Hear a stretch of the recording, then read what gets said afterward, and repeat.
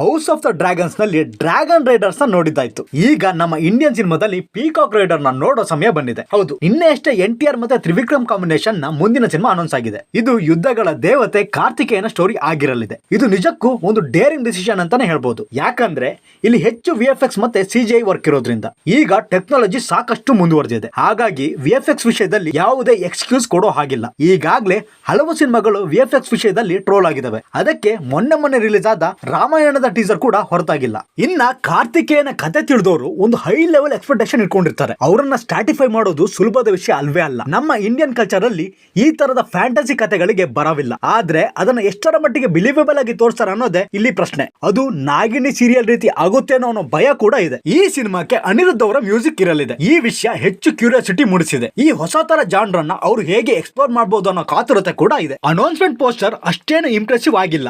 AI ಸಹಾಯದಿಂದ ಸಾಮಾನ್ಯ ಜನರು ಕೂಡ ಈ ತರದ ಪೋಸ್ಟರ್ ಮಾಡೋಕೆ ಸಾಧ್ಯ ಇರುವಾಗ ಈ ಪೋಸ್ಟರ್ ನಲ್ಲಿ ಈ ಟೀಮ್ ನ ಎಫರ್ಟ್ ಏನು ಕಾಣಲಿಲ್ಲ.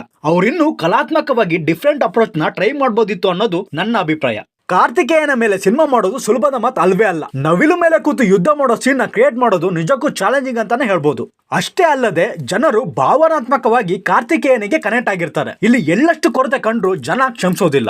ಒಂದು ವೇಳೆ ಸಿನಿಮಾನ ಸರಿಯಾದ ರೀತಿಯಲ್ಲಿ ತೆಗೆದ್ರೆ ಇಂಡಿಯನ್ ಸಿನಿಮಾ ಹಿಸ್ಟರಿಯಲ್ಲಿ ಹೊಸ ದಾಖಲೆ ಮಾಡೋದ್ರಲ್ಲಿ ಯಾವುದೇ ಅನುಮಾನ ಇಲ್ಲ. ಅಷ್ಟೇ ಅಲ್ಲದೆ ಕಾರ್ತಿಕೇಯ ಕೇವಲ ಪ್ಯಾನ್ ಇಂಡಿಯಾ ದೇವತೆ ಅಲ್ಲ, ಪ್ಯಾನ್ ವರ್ಲ್ಡ್ ದೇವತೆ. ಭಾರತವನ್ನು ಹೊರತುಪಡಿಸಿ ಮಲೇಷಿಯಾ, ಸಿಂಗಾಪುರ್ ನಂತಹ ಸೌತ್ ಈಸ್ಟ್ ದೇಶಗಳಲ್ಲೂ ಆರಾಧಿಸುತ್ತಾರೆ. ಇದು ಒಂದು ಒಳ್ಳೆ ಅಡ್ವಾಂಟೇಜ್ ಅಂತ ಕೂಡ ಹೇಳ್ಬೋದು. ಈ ಸಿನಿಮಾದ ಟೈಟಲ್ ಇನ್ನೂ ರಿವೀಲ್ ಮಾಡಿಲ್ಲ. ಸಿನಿಮಾದ ಬಜೆಟ್ ಬಗ್ಗೆನೂ ಯಾವುದೇ ಮಾಹಿತಿ ಇಲ್ಲ. ಮುಂದಿನ ದಿನಗಳಲ್ಲಿ ಮಾಹಿತಿ ಸಿಗಬಹುದೇನೋ. ಕಾರ್ತಿಕೇಯನ ಲೆಜೆಂಡರಿ ಕಥೆಗಳ ಬಗ್ಗೆ ಯೋಚಿಸಿದ್ರೆ ನಿಜವಾಗ್ಲೂ ಈ ರೀತಿ ಸಿನಿಮಾ ತೆಗಿತಾರ ಅನ್ನೋ ಅನುಮಾನ ಕಾಡುತ್ತೆ. ನಮ್ಮ ಆನೆಮುಖ ಗಣಪನನ್ನ ಹೇಗ್ ತೋರಿಸ್ತಾರೆ, ಕೈಲಾಸವನ್ನ ಹೇಗ್ ಕ್ರಿಯೇಟ್ ಮಾಡ್ತಾರೆ, ಶಿವನ ಪಾತ್ರ ಮಾಡೋರು ಯಾರು, ಇನ್ನು ಹಲವಾರು ಪಾತ್ರಗಳು ಚಾಲೆಂಜಿಂಗ್ ಆಗಿವೆ. ಅವನ್ನೆಲ್ಲ ಹೇಗೆ ನಿಭಾಯಿಸ್ತಾರೆ ಅನ್ನೋದೇ ಇಲ್ಲಿ ಪ್ರಶ್ನೆ. ಅದೆಲ್ಲ ಏನೇ ಇರಲಿ, ಸಿನಿಮಾ ಚೆನ್ನಾಗಿ ಬರಲಿ ಅನ್ನೋದೇ ನಮ್ಮ ಅಪೇಕ್ಷೆ. ನಿಮಗೆ ಈ ಅನೌನ್ಸ್ಮೆಂಟ್ ಹೇಗನ್ಸ್ತು ಅಂತ ಕಾಮೆಂಟ್ ಮಾಡಿ ತಿಳಿಸಿ. ಹಾಗೆ ಈ ವಿಡಿಯೋಗೆ ಲೈಕ್ ಮಾಡಿ, ಸಬ್ಸ್ಕ್ರೈಬ್ ಕೂಡ ಮಾಡ್ಕೊಳ್ಳಿ. ಇನ್ನೊಂದು ಅಪ್ಡೇಟ್ ಜೊತೆಗೆ ಮುಂದಿನ ವಿಡಿಯೋದಲ್ಲಿ ಸಿಗ್ತೀನಿ.